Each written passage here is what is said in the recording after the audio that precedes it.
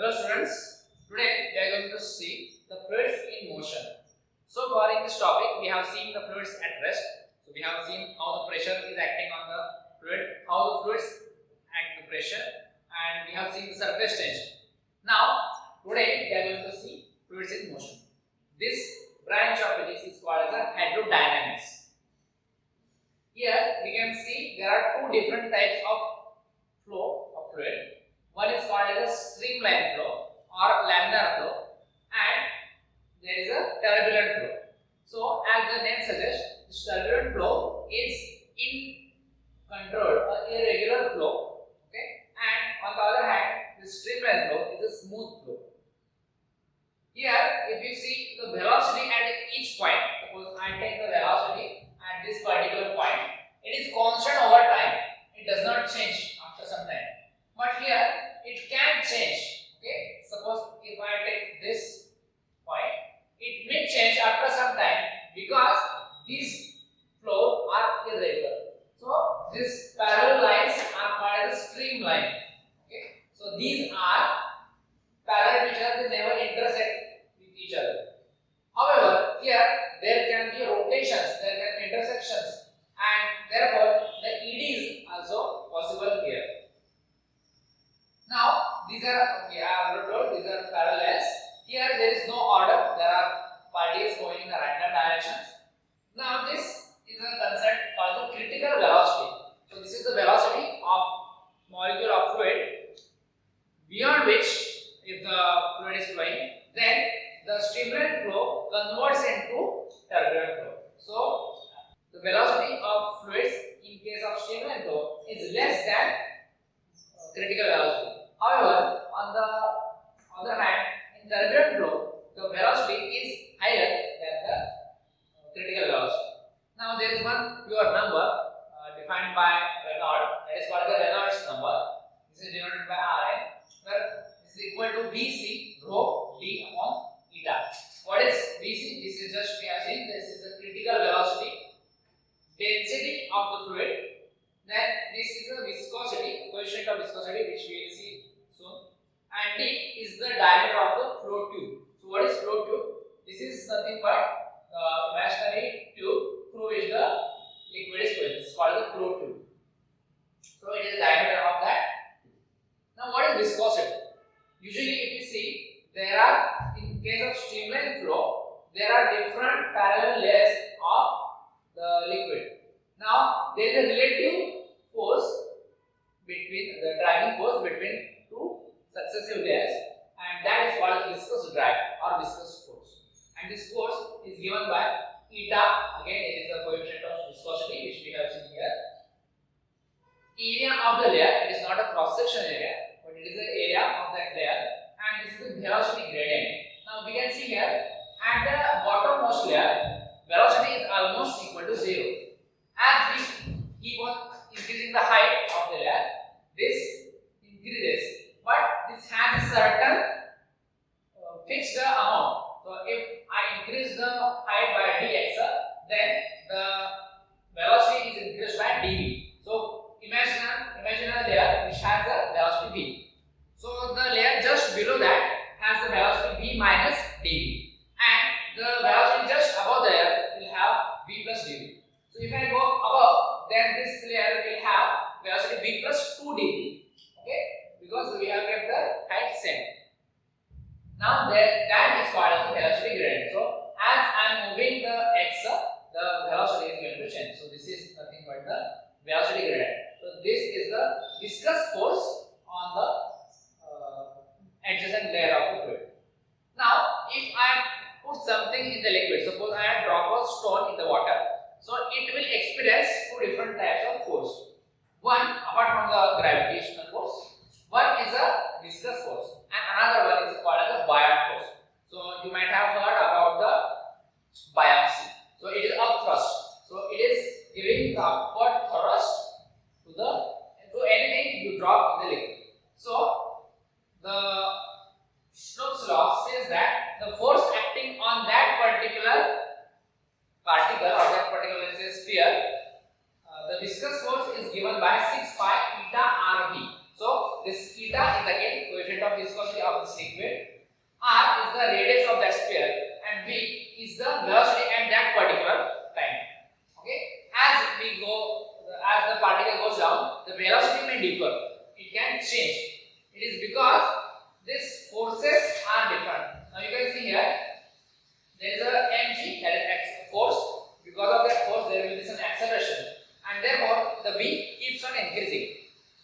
But at certain point the velocity becomes constant, and that is called as the terminal velocity. So beyond which the velocity does not increase. So at v is equal to v, that is when velocity becomes terminal velocity, the total weight must be balanced by these two forces, that is viscous force and buoyant force. Now this force using Stokes law, I have written 6 pi eta r v, and plus mass displaced by the sphere into gravity. So that is, this mass displaced by the sphere but mass of the liquid, and here this is mass of that particular volume. So instead of this mass I can also write 4 by 3 pi r cube rho into this g. Okay, so rho here is the density of that sphere, and theta is the coefficient of viscosity of the fluid, and sigma is the density of this liquid. So by solving this, we will get the value for terminal velocity, that is 2 by 9 r square g rho minus sigma divided by eta. Usually practically what happens is we can determine the v practically. Okay, so we can do experiment and find out the terminal velocity, and using that we generally find the coefficient of viscosity of that particular liquid. So if we rearrange this, we will get this formula. So this is formula for coefficient of viscosity that we use to find out the coefficient of viscosity practically. When the fluid is flowing through a flow tube which is of irregular cross-section area, then what happens is, because the fluid is incompressible, the mass passing through per unit area is equal at all different points. So that means the fluid will move faster where the cross-section area is less. So this is called as the equation of continuity. What we can do, we can find out the mass flowing at this area in unit time, that is called delta t. In this time, the mass flowing, so the distance is v1 delta t, because v1 is the speed of fluid at this point. So total distance covered by it in delta t time is v1 delta t. So this is nothing but density into volume. Area into this distance is the volume. This is total mass flowing. So it must be same at this point as well as at this point. So at this point, similarly, we can find out the mass through this is rho a1, sorry, a2, v2 delta t. So now you can see density is same, and we have taken this for the same time period. So this will get cancelled, and we will get a1 v1 is equal to a2 v2. So this is remaining constant throughout this flow. This is called as a volume rate or volume flux.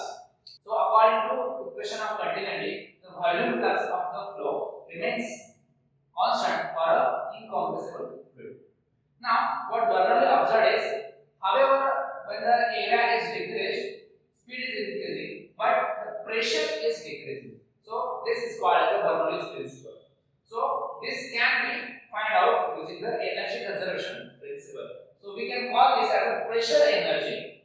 This is the kinetic energy per unit volume, and this is the potential energy per unit volume. So if you equate this to the volume, you will get the dimensions of energy. So P1 V1, that is capital V. Okay, capital V will be the volume. Small v is the velocity at that particular point. So P1 V1 plus m V1 square by 2 plus m Gh. So m upon v is nothing but rho. So we have done this on both sides. So Bernoulli's principle or Bernoulli's equation is nothing but the energy conservation in the liquid flow.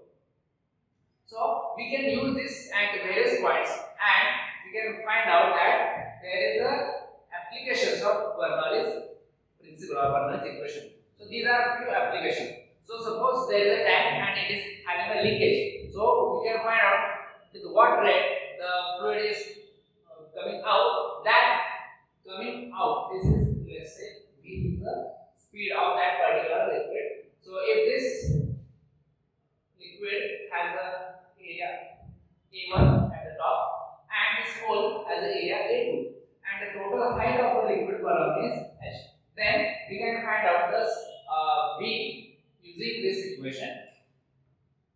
This is again coming from this, because now here V1 is 0, initially is 0, then there is a V2, H2 will be 0, okay, we will consider here. So using this, we can find out. Now where is A2 and A1 coming? This is coming from this continuity equation. Okay. So for a large tank, the hole is it has very less area. So what happens is, area of this hole is very less or negligible compared to A1. So this we can ignore, and we will get V square is equal to 2GH. Or if you take square root, you will get V is equal to under root 2GH. Now there is a instrument called a venturi tube or a venturimeter.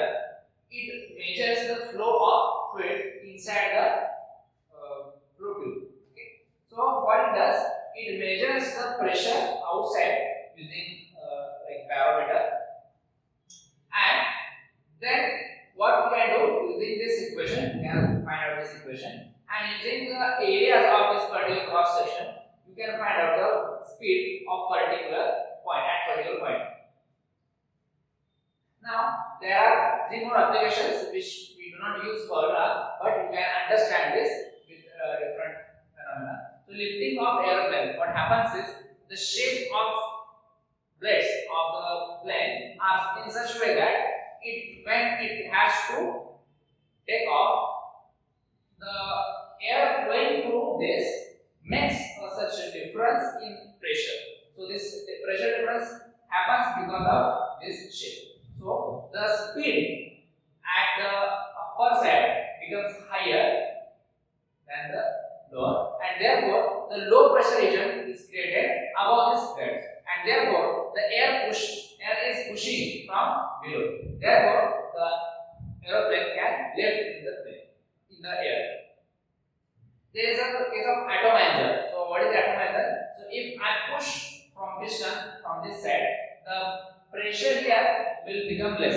Why? Because there will be higher speed, and because of speed is increased, the pressure will drop. And because of this drop pressure, the surrounding air will try to push that towards that point. So similarly, this liquid also is coming from below, and it will blow away with this air. And the last point is the blowing off of the roofs in the storm. So in the stormy winds, we can see that there is a wind with a very high velocity. So because of this high velocity, the pressure outside becomes less, so it drops down, and therefore the pressure inside the home will be P0, that is atmospheric pressure. So this pressure becomes higher than this outer pressure, and therefore this roof gets off of the house. Now we can understand this with a very small experiment. I have this small strip of a paper, and I will put it at my chin, and I will blow the air. Now you have to tell me where this strip will flow. It will move upwards or it will go downwards. So we will initially do this experiment. Okay, I will do it sideways. Okay, so you can see this. So when I blow the air, it move upwards. This is because when I blow air, the region here will create low pressure region, and therefore the air from below will try to push this strip, or it will try to come here at this low pressure point, and therefore with this air, this strip will go upwards. Okay, so thank you. This is enough for this video. In the next lecture, we will try to solve some problems in this topic. Thank you for watching. If you like this experiment, you can comment below, and what type of experiment you can suggest to prove this Bernoulli experiment, you can suggest.